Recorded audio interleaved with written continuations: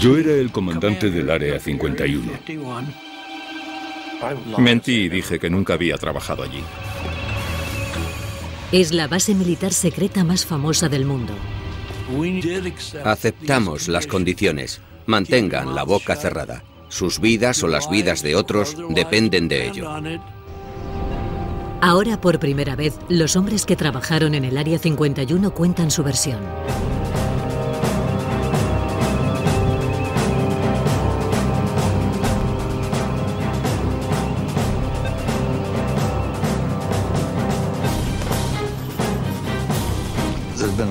Ha habido una enorme cantidad de información errónea, pero eso es fruto de la curiosidad natural de la gente.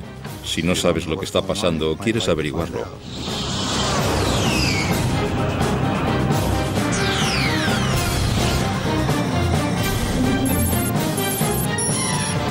Los secretos del Área 51.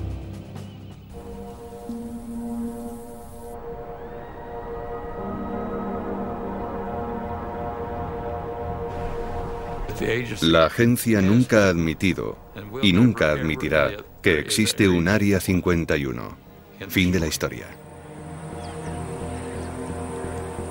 Fundada por la CIA en el año 1955 para desarrollar y poner a prueba los proyectos militares más secretos de los Estados Unidos, el Área 51 toma su nombre de un número de división por zonas en un mapa.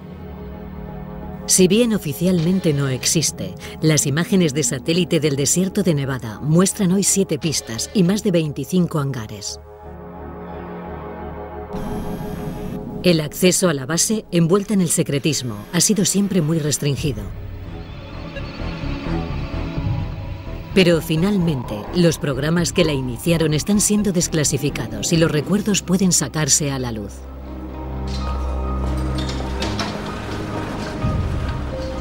Era una verdadera guerra fría. Estamos hablando de bombas nucleares apuntando a todas las ciudades principales y era como entre dos personas. ¿Quién va a golpear primero? Hay muchos momentos en que la democracia tiene que dar paso al control estricto, como el militar, para poder llevar a cabo algo que permita sobrevivir a tu nación. Esa es la idea que tenemos todos, creo yo. Cuando nos reuníamos no se permitían bolígrafos ni papel. Ni siquiera los pilotos hablaban entre ellos. No se escribía nada. Todo está en nuestras cabezas.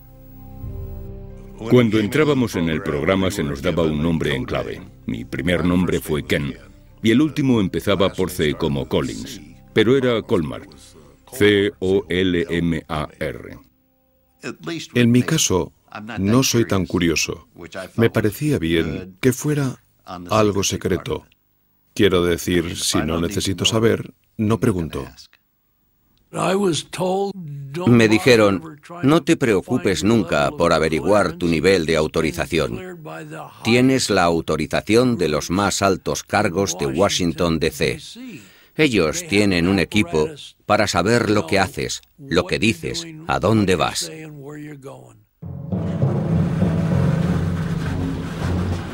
La base fue construida alrededor del lecho seco de un antiguo lago conocido como Groom Lake.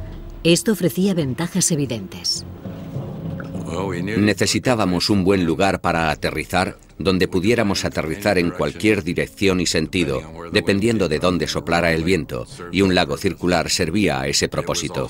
Además, estaba protegido por la cadena de montañas que lo rodeaba, así que no era fácilmente visible. Liso como un cristal. Era increíble. Podía conducir el coche del personal a toda velocidad y no daba ni un solo bote. Era algo fantástico. Groom Lake era muy escueto, muy austero. Había hileras de caravanas en las que vivíamos. Y había un edificio multiusos donde comíamos. No teníamos televisión, ni siquiera teníamos radio. No había mujeres. Una vez fue una mujer de asuntos financieros de la CIA y se quedó a dormir una noche. Fue la única mujer que vi en todo ese tiempo. Rancho Paraíso fue el primer nombre que le dieron a las instalaciones. Pensaban que aquello mitigaría el golpe de la austeridad. Era como un intento de convencer a la gente, quizá, de que no era tan malo como parecía. Creo que el encanto del Área 51 era únicamente que había un trabajo que hacer. Nadie que no fuera necesario iba allí. Probablemente nadie querría ir allí, porque no eran en absoluto unas vacaciones. Era un trabajo muy duro. La CIA necesitaba un tipo determinado de hombre para trabajar en el Área 51. Éramos seleccionados como una especie de guerreros silenciosos. Durante los controles de seguridad se eliminaba a una buena cantidad de gente por ser poco discreta. Me habían seleccionado para mi primera misión secreta y fui al cine mientras mi mujer iba de compras con mi madre. Y a mitad de la película entra una mujer, una chica joven, aproximadamente de mi edad. Y en mitad de la película me pregunta si vivo en Las Vegas, cuánto tiempo llevo en Las Vegas y a qué me dedico. No le gustaron mis respuestas. A la media hora se levantó y se fue. Y a menudo pienso, ¿cuánto tiempo llevaría siguiéndome? ¿Me estaría siguiendo? ¿O era simplemente una de las chicas de Las Vegas en busca de un cliente? Nunca lo sabré.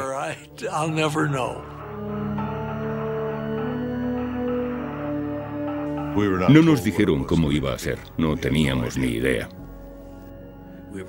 Nos dijeron, es un asunto extremadamente sensible y no se puede hablar de ello con nadie. Las entrevistas se realizaban en habitaciones de hotel. Este hombre había pasado ya por todo y le preguntaron, tenemos un proyecto secreto en el oeste, nos gustaría que trabajaras en él. ¿Estarías interesado? Y él dijo, tengo que consultarlo con mi mujer. Y le dijeron, bien, hazlo. Cuando volvió a la habitación se habían ido, habían recogido y se habían marchado. Nunca volvió a verlos. El hecho de que tuviera que preguntarle a su mujer si podía trabajar o no en un proyecto secreto lo descartó por completo. No volvieron a proponérselo.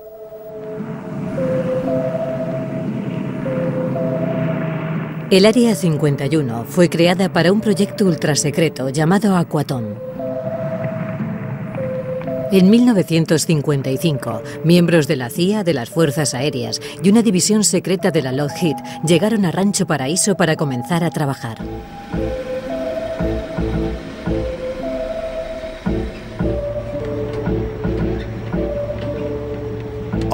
Es lo único que nos dijeron. Nos presentábamos voluntarios a algo con los ojos cerrados. La mayoría de la gente no aceptó, pero yo lo hice. Y sabíamos que teníamos que ir a recoger un traje de presión, así que sabíamos que se trataba de algo a gran altitud. Por encima de los 15.000 metros la sangre hierve, si no cuentas con presurización. Así que si había una despresurización, el motor fallaba y te encontrabas por encima de los 15.000 metros, el traje te salvaría. Seleccionaron a un fabricante en Boston que hacía los trajes por encargo. Tenían que ser hechos a medida, muy ajustados al cuerpo. Así que fuimos a David Clark, que hacía sostenes para Sears, recuerdo. Nos lo ajustaban, nos íbamos a casa, volvíamos y nos lo volvían a ajustar una vez hecho. No podíamos decir ni quiénes éramos ni lo que íbamos a hacer, solo que necesitábamos un traje de presión. Cuando los pilotos vuelan más alto de lo que el hombre ha volado nunca, son necesarios cambios en el equipo. En esta filmación recientemente desclasificada, Ray Gowdy se prepara dentro del Área 51 para un vuelo. Los trajes de presión parcial modificados MA2 son hechos a la medida para cada piloto. Una pérdida de peso del piloto de solo 1 kilo podría hacer que el traje fuera inefectivo.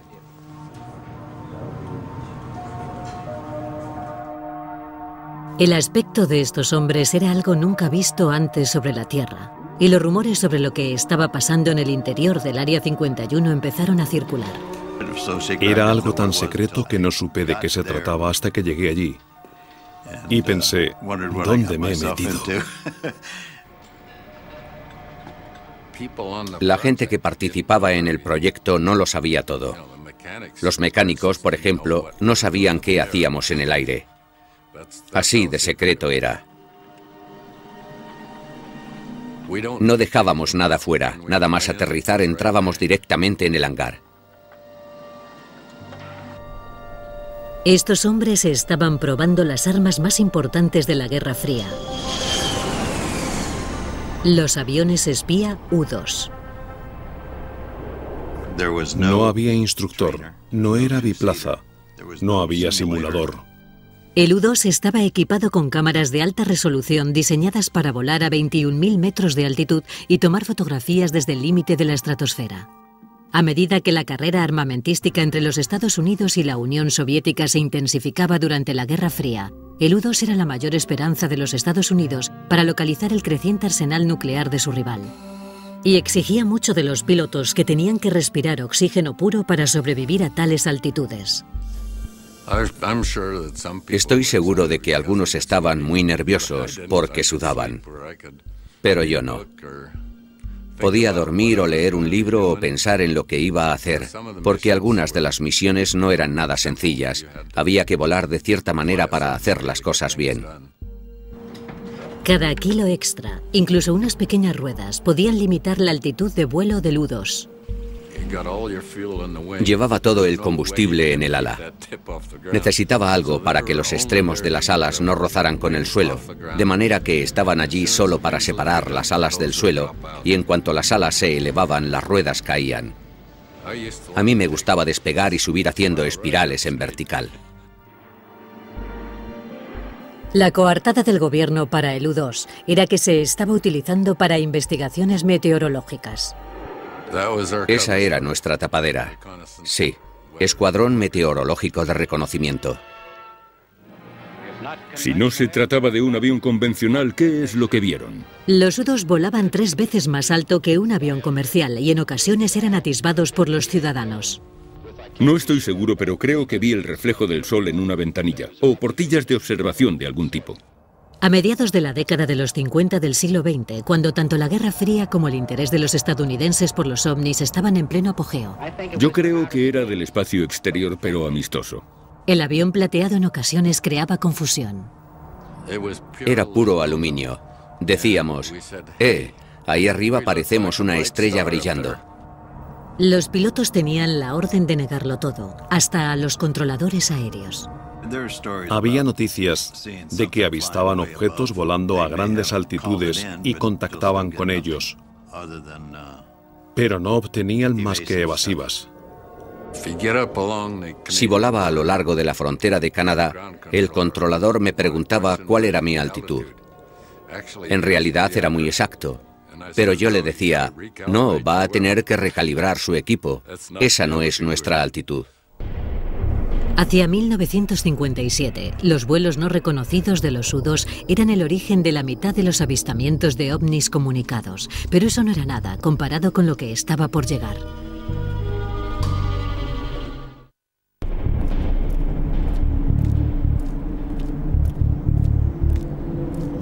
El Área 51 era un lugar tan remoto que la mayoría de los trabajadores viajaban semanalmente desde Burbank o Las Vegas.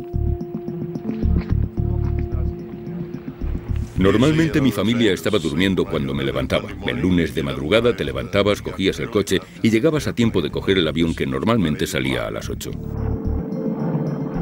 Nunca sabíamos cómo íbamos a salir de allí. A menudo bromeábamos con eso. Una semana volaban llevando bombas y la semana siguiente volaban llevando pollos. Nunca sabías lo que había en la bodega del avión al que te subías. Al bajar del Lockheed Constellation, pasabas por seguridad, te chequeaban, tenías que recoger tu chapa y comprobaban tu identidad. Se hacía eso rutinariamente. Las medidas de seguridad eran muy estrictas. Jim Friedman viajaba diariamente. Tenía 3 hijos. Y lo típico en el colegio era, ¿en qué trabaja tu padre? Yo les decía que reparaba televisores.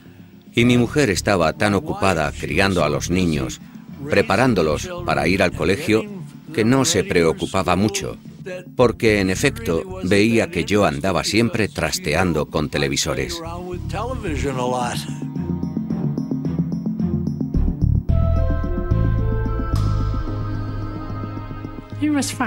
Todo estaba bien. Vivíamos una buena vida, aunque a veces se pasaba hasta una semana sin venir a casa. Pero me llamaba y decía que tenía que trabajar. Los niños, especialmente mi hija, preguntaban, ¿dónde está papá? ¿Está trabajando? Pero yo no sabía lo que hacía.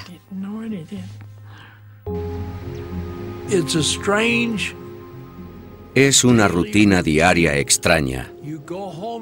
Llegas a casa por la noche. Tu mujer te pregunta, ¿qué tal te ha ido hoy el día? Y tú, evasivo, contestas, normal. He reparado unos cuantos televisores. Porque no le iba a decir, oh cariño, hemos obtenido la sección radar cruzada del avión más secreto del mundo al milímetro. Sí, vale. Anda, ¿qué has hecho hoy? Nada. Ni siquiera podías hablar de ello. Enfrentémonos con serenidad a una realidad de nuestro tiempo, la posibilidad de que algún día se arrojen bombas atómicas sobre nuestras ciudades. Esa insistencia en el secretismo total se vio exacerbada por la paranoia de la Guerra Fría y el miedo generalizado a que la Unión Soviética pudiera destruir los Estados Unidos. Cada parte sospechaba de la otra, y ambas temían ser borradas del mapa por el primer ataque nuclear. No se confiaba en nadie, ni siquiera en los pilotos de pruebas del Área 51. En 1963, Ken Collins estrelló su avión en una misión de entrenamiento. Una semana después, aproximadamente, me dijeron, ¿accederías a ser hipnotizado para establecer si has olvidado decirnos algo o no? Y dije, por supuesto. Y trajeron a un superpsiquiatra, como yo digo, desde Boston.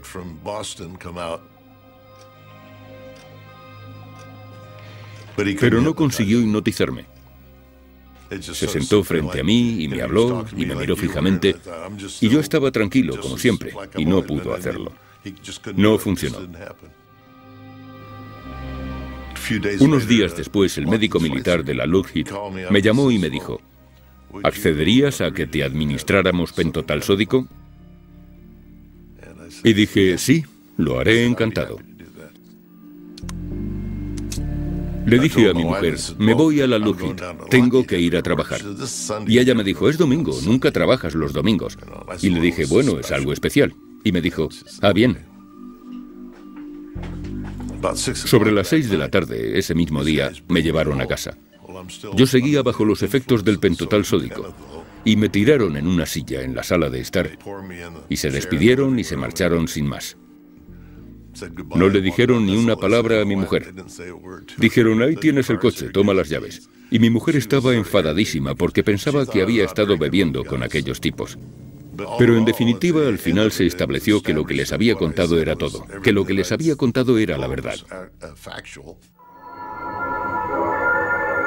Cuando una de esas bombas estalla, decenas de miles de toneladas... El gobierno trabajaba contrarreloj para desarrollar armas todavía más potentes y decidió situar su base secreta, el Área 51, al lado de su campo de pruebas nucleares. Pónganse las gafas. Estaba justo en medio del área de pruebas nucleares en Nevada. Y a nadie le entusiasmaba la idea de ir allí. Creo que la privacidad era muy importante para realizar el trabajo y que permaneciera en el máximo secreto. Pero con las más de 450 explosiones nucleares que tuvieron lugar entre 1955 y 1968, la localización tenía sus inconvenientes. Cuando provocaban explosiones nucleares allí, por supuesto se nos informaba siempre de que teníamos que evacuar. En una ocasión tuvieron que pasar 2 semanas por el tiempo, principalmente porque los vientos no eran favorables. Teníamos que llevar medidores de radiación para asegurarnos de que estábamos limpios. Una vez estaba en la pista, por alguna razón, y se produjo una explosión en Yucca Flats, y vi realmente una onda expansiva en el suelo avanzando hacia mí. Se veía realmente el terreno subir y bajar, subir y bajar. Era una explosión subterránea. Era impresionante ver hundirse el terreno formando aquellos enormes círculos.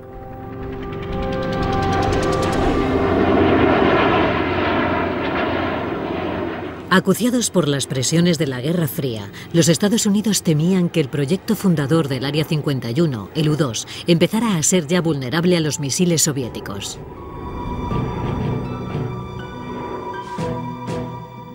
El plan era desarrollar un avión tripulado sucesor del U-2, con mucha menor vulnerabilidad y con mayores capacidades.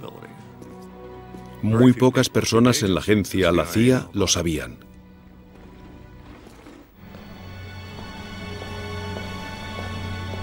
A finales de los 50, el Área 51 tenía un nuevo proyecto secreto. Yo empecé en el 1958 trabajando en lo que se llamó Oxcart. En 1960 se me notificó que había sido seleccionado para algún tipo de programa espacial. Le propusimos a la CIA un avión que volaría a grandes altitudes, por encima de los 27 kilómetros. El objetivo era hacerlo volar tan rápido y tan alto como fuera posible, y tan difícil de detectar por los radares como fuera posible. Iba tan deprisa que, si estabas en California, volando de norte a sur, solo con girar a tales velocidades o a tales altitudes, ya no estabas en el estado de California. Era tan rápido que te sacaba fuera. En la Guerra Fría, la información era tan poderosa como las armas. El Oxcart estaba diseñado para ser la herramienta de espionaje suprema de los Estados Unidos. El primer avión sigiloso del mundo. Volaba lo bastante rápido y a la suficiente altura como para escapar a los misiles. Miles de personas trabajaban en el proyecto dentro de las instalaciones de la Lockheed en Burbank, California.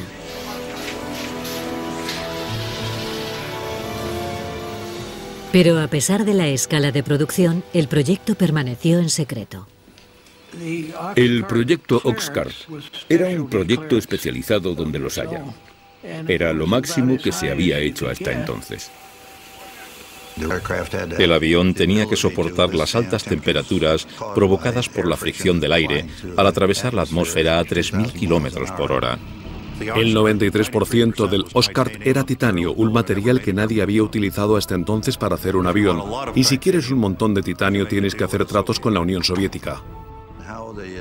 ¿Cómo la CIA consiguió ese material de los soviéticos? Hasta lo que yo sé, continúa siendo un secreto. No sé cómo lo hicieron. No sé quién lo hizo, pero conseguimos el titanio que necesitábamos.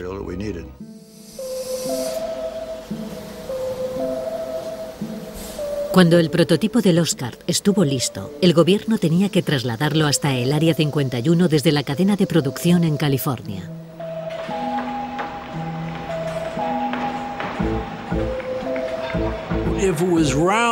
Si era redondo, lo metían en una caja cuadrada. Si era cuadrado, lo metían en una caja redonda. Era demasiado largo y las alas sobresalían mucho, así que se separaron las partes y fueron transportadas desde Burbank hasta las instalaciones de Groom Lake.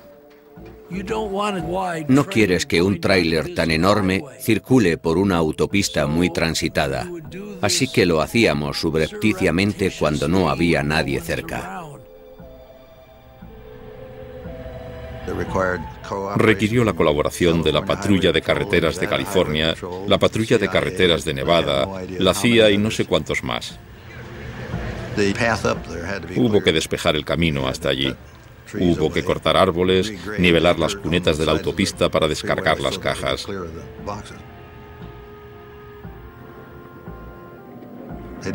Nadie tenía que saber lo que había en las cajas, pero sí sabían que era algo que había que proteger y guardar en secreto.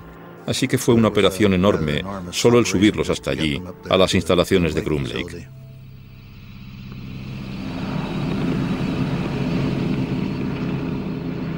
Ken Collins fue uno de los primeros pilotos que vio el Oscar nada más llegar al Área 51. Subí a la zona y el oficial de operaciones que estaba allí dijo: ¿quieres ver lo que vas a pilotar? Y dije: por supuesto.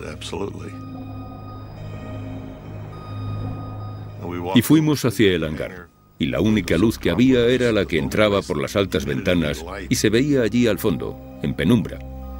Ese avión largo, magnífico. Era increíble.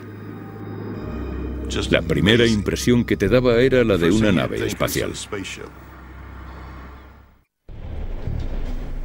Dentro del Área 51, cerca de 2.000 trabajadores tenían un objetivo común: completar el proyecto secreto supremo. Hay muchas cosas que la gente no necesita saber. Por eso el Área 51 es algo tan mítico, porque no saben lo que pasa allí.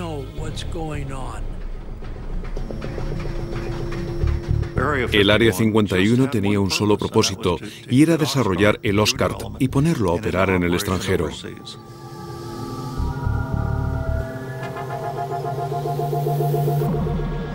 Casi todo lo referente al Oscar ha estado clasificado durante décadas. Algo más se sabe de su sucesor, el emblemático SR-71 Blackbird. Pero hoy salen a la luz atisbos del Oscar.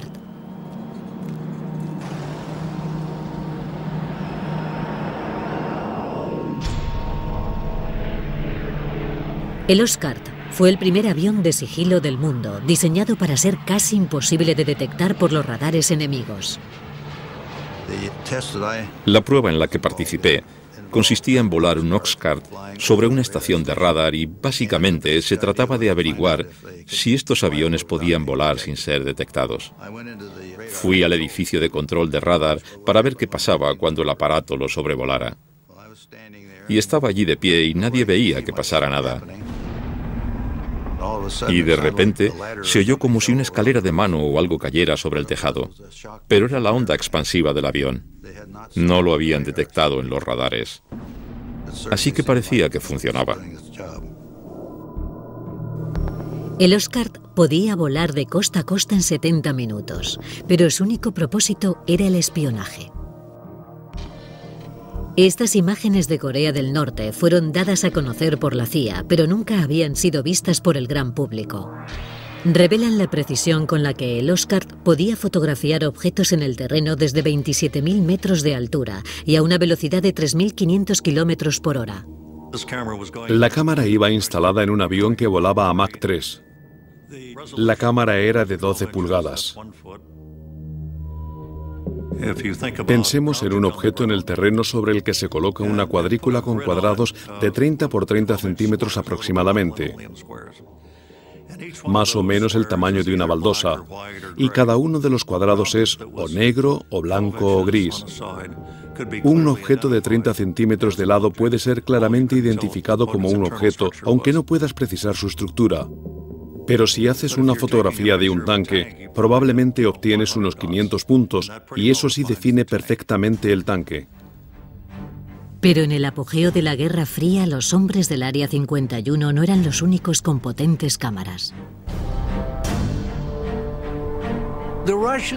Los rusos tenían de 4 a 6 de lo que nosotros llamábamos cubos de basura. Había sistemas de rastreo por satélite y nos daban la información de cuándo iba a pasar un satélite. De manera que cuando se aproximaban a la zona lo guardábamos todo. Teníamos unas naves de emergencia y si había algún avión en el exterior cuando se acercaba un satélite por el horizonte, lo escondían rápidamente en esas naves. Pero los trabajadores en ocasiones tenían que colocar un prototipo del Oscar sobre un poste para probar su efectividad como avión de sigilo. Y con los soviéticos espiando desde arriba, esto representaba un problema. Un avión colocado sobre un poste era algo muy difícil de ocultar a los satélites. Había gente en el departamento de seguridad que opinaba que no podíamos permitirles que echaran un vistazo. Así que no había forma de manejar la situación, sino bajando la maqueta del poste, escondiéndola en un hangar para después volver a sacarla y colocarla de nuevo en su sitio. Eso hacía el trabajo difícil, muy difícil. Empezar a trabajar en el avión y tener que meterlo corriendo en el hangar. Y volver a sacarlo y meterlo y sacarlo. Era un fastidio. A pesar de los esfuerzos por esconder el avión secreto, los agentes de inteligencia descubrieron que la Unión Soviética tenía un dibujo del avión y había dado con la manera de detectar al Oscar. Durante las pruebas que hacíamos a la luz del día, la radiación del sol lo calentaba todo, excepto las zonas de sombra. Si dejábamos la maqueta fija una media hora o así, la sombra proyectada podía ser captada por una cámara de infrarrojos posteriormente. Enseguida, los hombres del Área 51 empezaron a fabricar falsificaciones para que los soviéticos las descubrieran. Sabíamos que los satélites de infrarrojos llegaban y pintábamos la silueta de un avión exótico frente a uno de los hangares. La mayoría de ellos eran de cartón. Y justo antes de llegar el satélite teníamos un par de calentadores que colocábamos en la parte de la cola para que el satélite detectara una señal de calor como si el avión acabara de aterrizar. Queríamos hacerles creer que teníamos algo que ellos no tenían. Y estoy convencido de que malgastaron mucho tiempo y dinero en intentar averiguar qué era. En Washington, objetos fantasmas... Los trucos diseñados para proteger el Oscar avivaron los rumores sobre el Área 51. Estuvieron varias horas persiguiendo a los objetos detectados en el campo del radar. El avión voló en 2.850 misiones desde Groom Lake, el Área 51 de las que nadie supo nada. El avión no existía. Y naturalmente, con los rayos del sol incidiendo adecuadamente, se divisaba. Y aquello se convertía en un avistamiento ovni genuino. El general Sanford, director de inteligencia de las Fuerzas Aéreas, ha confirmado que los objetos no son armas secretas estadounidenses e insiste en la importancia de investigar el asunto. Esto ocurrió durante la época en que las Fuerzas Aéreas llevaban a cabo el proyecto Libro Azul de investigación de avistamientos ovni. Comenzaron a investigar y de repente se toparon con ese muro de seguridad. Esto es una misión secreta. Tienen que inventarse una historia de tapadera y olvidar el asunto. Hemos recibido y analizado entre 1.000 y 2.000 informes. De manera que los del proyecto Libro Azul, pobres, tenían que fabricar una historia para explicar los avistamientos. Con el debido respeto a las fuerzas aéreas, puede que se demuestre que algunos tienen una procedencia interplanetaria. Se advirtió a los controladores aéreos de la Administración Federal de Aviación de que no informaran sobre nada que se desplazara en el espacio aéreo estadounidense para no alarmar a la población. Los pilotos de las líneas aéreas comerciales nos creaban muchos problemas. Veían ascender al Blackbird hasta los 80.000 pies. Y los aviones comerciales estaban a 45 como mucho y llamaban a la torre. Gritaban como locos. Pero los veían y los pasajeros los veían. El FBI se reunía con los pilotos en el aeropuerto que aterrizaran y les hacían firmar una exposición involuntaria donde se comprometían a no revelar lo que acababan de ver. Pero cuando las cosas se pusieron desastrosamente mal en el Área 51, la máquina de cobertura se puso a trabajar a pleno rendimiento.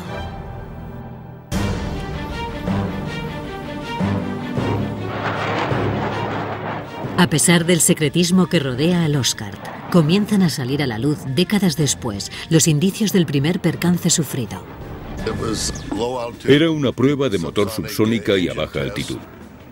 Teníamos problemas para acelerar el motor hasta Mach 3. Volamos saliendo del área hacia el norte. Alcanzamos los 25.000 pies y nos dirigimos después en sentido sur y nos metimos en turbulencias. Algo no iba bien. Estaba entrando en pérdida, pero no lo indicaba. Enseguida el avión cabeceó y ascendió. Se dio la vuelta y entró en barrena plana. No había salida. Así que lo mejor era eyectarme. Y me eyecté. Hacia abajo, porque estaba boca abajo.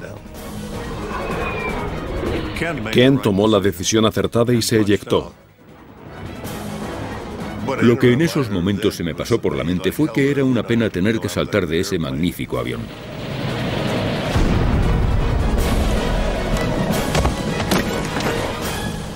Aterrizó en algún lugar cerca de Wendover, Utah.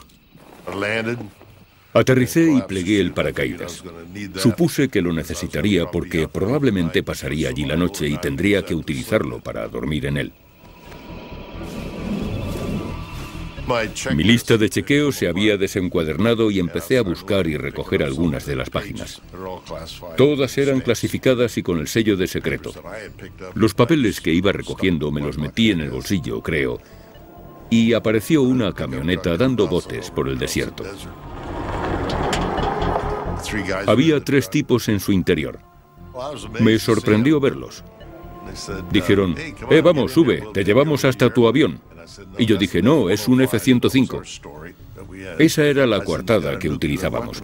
Y tiene un arma nuclear a bordo. Y me dijeron, sube de una vez, nos largamos, no vamos a quedarnos aquí. Y subí delante con ellos. Éramos 4 en la parte delantera.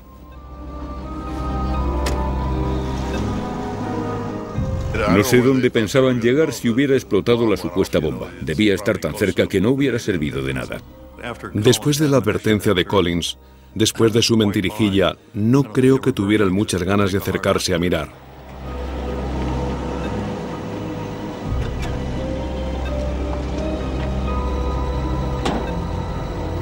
Teníamos un número de teléfono al que podíamos llamar en caso de emergencia. Hice una llamada rápida, me identifiqué y no necesitaron saber más. Y les dije dónde estaba.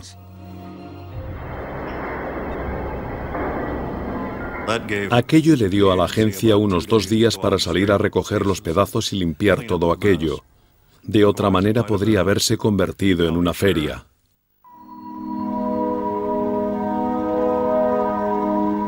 Esta es la primera vez que salen a la luz las fotos del esfuerzo del gobierno por limpiar la escena del accidente.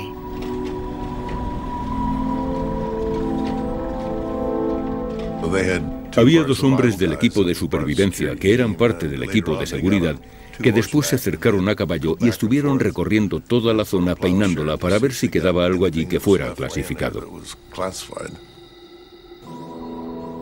Entre la coartada y la localización remota, la limpieza fue suficiente para mantener en secreto durante décadas el lugar del accidente. Se dijo que había sido un F-105 lo que se había estrellado. Cerca de las bases militares se estrellan muchos aviones y el asunto se olvidó. 50 años después, el historiador aeroespacial Peter Merlin ha localizado el lugar exacto donde cayó el avión y que el gobierno intentó borrar de la historia. Estamos entrando en la zona de los restos. Como parte del esfuerzo por limpiar el lugar donde se estrelló el avión, las piezas más grandes se cortaron con un soplete y volaron hasta el Área 51 a bordo de un avión carguero. Ha registrado el desierto durante años utilizando la información aparecida en documentos desclasificados. Este memorándum secreto fue desclasificado por la CIA. Dice, todo resto del 1-23 ha sido retirado del lugar del accidente. Sin embargo, mi experiencia me dice que siempre queda algo. Esta pieza de aquí es parte de la estructura del ala. La A es de A12, la W de wing, ala, y 667 era el número de pieza. Esto es del interior de la cabina. Tiene el sello de inspección de los equipos especiales. Este es el cráter del impacto. Hay titanio por todas partes. Este sí es grande. Es chapa de titanio de gran grosor. Aquí es exactamente donde el fuselaje de cola golpeó el terreno. A ambos lados se ven sendas depresiones causadas por las góndolas. Aquí estoy en medio de una depresión causada por la góndola de uno de los motores. Esto sería similar a lo que ocurriría hoy en día si un avión secreto del Área 51 se estrellara. Seguramente implementarían el mismo tipo de restricciones de seguridad. También inventarían una tapadera.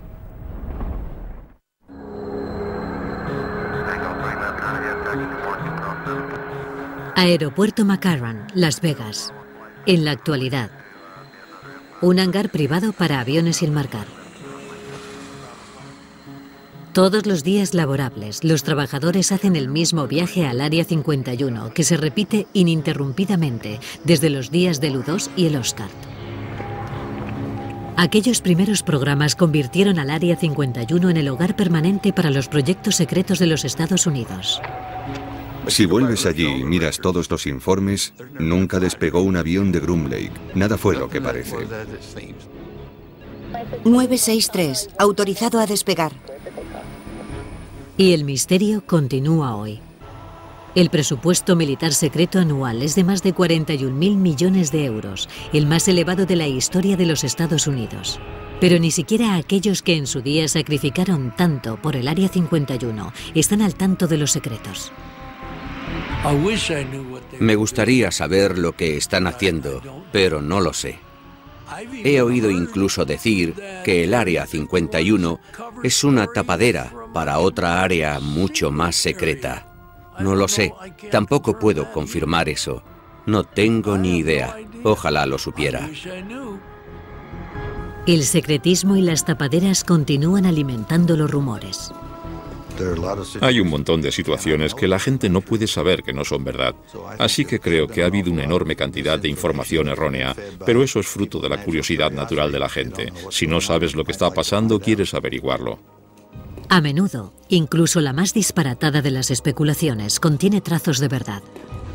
Está lo de las cámaras subterráneas que dicen que tenemos allí y túneles que llegan hasta Las Vegas. Y no hay absolutamente nada de eso. Cuando se hacían pruebas nucleares, en efecto, nos metíamos bajo tierra, porque en la superficie había radiactividad. Pero no hay nada de eso en el área. Y hay otro mito que circula estos últimos años, que dice que hemos conseguido alcanzar estas velocidades.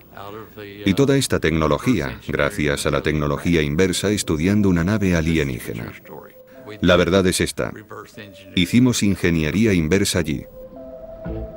Pero se trataba de un MiG-21 soviético. Lo conseguimos en 1968 y lo desarmamos para ver cómo lo habían construido los rusos y después lo volvimos a montar y lo volamos. Incluso la teoría conspiratoria, que dice que el gobierno habría escenificado el alunizaje en el Área 51, tiene una ligera base de verdad. En los campos de pruebas atómicas, probamos el rover lunar que enviamos a la Luna. Probamos todos los sistemas de soporte vital. Los astronautas fueron allí a entrenarse en los cráteres de las bombas atómicas. Así que seguramente algunos de esos disparates vienen de ahí.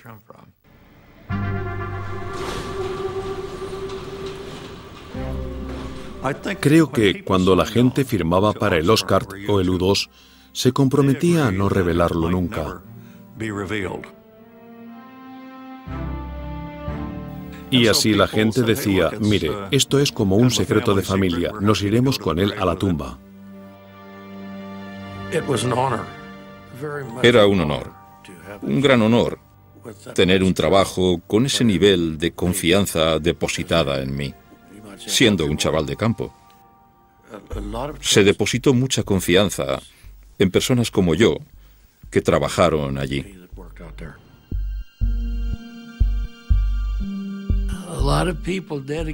Muchos entregaron sus vidas. Algunas familias se rompieron porque las mujeres no sabían lo que sus esposos, si sus esposos llegarían a casa por la noche o no. No era un simple trabajo. Nos encomendaron una tarea y creíamos en ello y lo hicimos lo mejor que pudimos. Y estoy satisfecho de cómo salió. Pero por lo que se refiere a lo que ocurría en el Área 51, lo único que sabemos con seguridad es que nunca lo sabremos todo. Les he contado como el 5% de lo que ocurría. Solo les he contado parte de la historia, en serio. Tengo que ser honesto.